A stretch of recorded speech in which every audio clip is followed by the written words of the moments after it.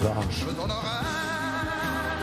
Merci Mélanie, alors qu'en fait cette année 60 ans du ministère de la Culture, André Malraux, le premier homme à avoir été à la tête de cet emblématique ministère, est à l'honneur dans cette vente. Eh bien oui, Laurent, il est à l'honneur. Demain, la maison de vente Arcurial met aux enchères toute sa collection intime. Alors, ce sont tous les objets. Pardonnez-moi, un bon mot, c'est normal qu'il soit à l'honneur puisque c'est un des piliers de la culture. Oh. Rugbystique.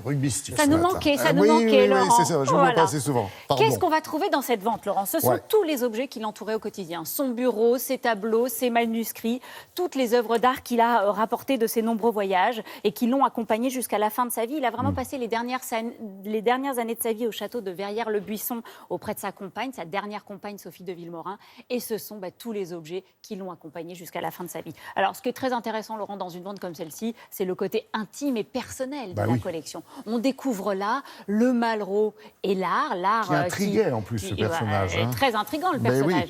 Donc là, c'est le Malraux passionné par l'art qui a été finalement toute sa vie. Et puis le Malraux et ses amis artistes. En fait, il était très ami avec Georges Braque, à qui il a fait peindre le plafond de la salle des Étrusques au Louvre, très ami avec Marc Chagall, à qui il a fait peindre le plafond de l'Opéra de Paris, très ami avec Picasso, Miro. Donc tous ces grands, aussi également. Mais bien sûr, tous ces grands artistes du XXe sont présents dans cette vente, alors à travers de très jolies dédicaces notamment. Et puis vous allez voir, il y a plein d'autres choses et on commence avec des peintures haïtiennes assez étonnantes et qu'il affectionnait tout particulièrement. Regardez.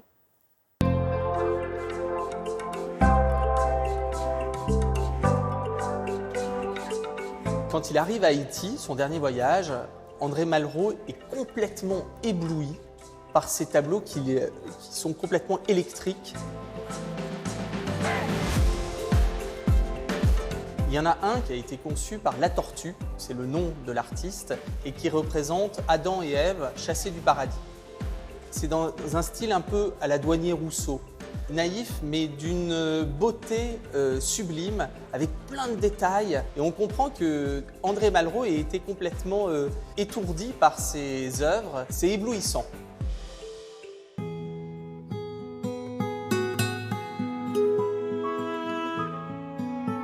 On a deux œuvres de Georges Braque conçues pour André Malraux. On a retrouvé tout l'historique dans le catalogue.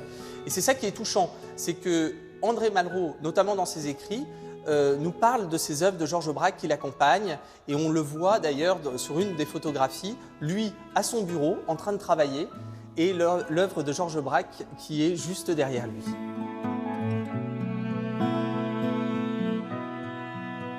André Malraux, toute sa vie, a dessiné. Il adorait les chats. Donc dans toutes les dédicaces ou les envois qu'il pouvait effectuer, il dessinait un chat stylisé à ses amis, à ses proches, à ses amours également.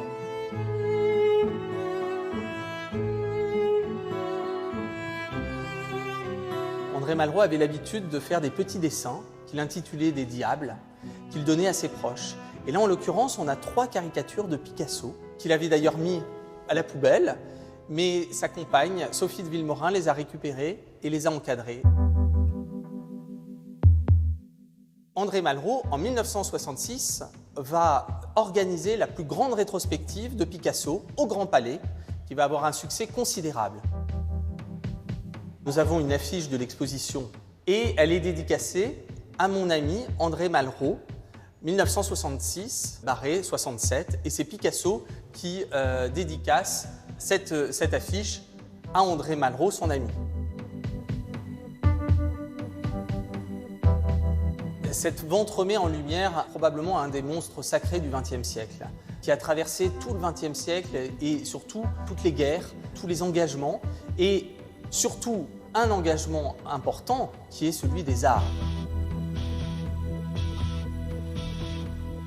Et cet amour des arts, on le retrouve dans tous ces objets, dans toutes ces relations avec les artistes qu'on peut voir ici. Et c'est très émouvant. C'est pour ça d'ailleurs qu'on a intitulé la collection intime d'André Malraux.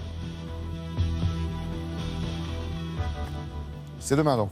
Ouais, allez, une dernière petite dédicace pour la route, Laurent. Le Royaume farfelu, écrit par Malraux, qui paraît en 1928, c'est des aventures de personnages improbables.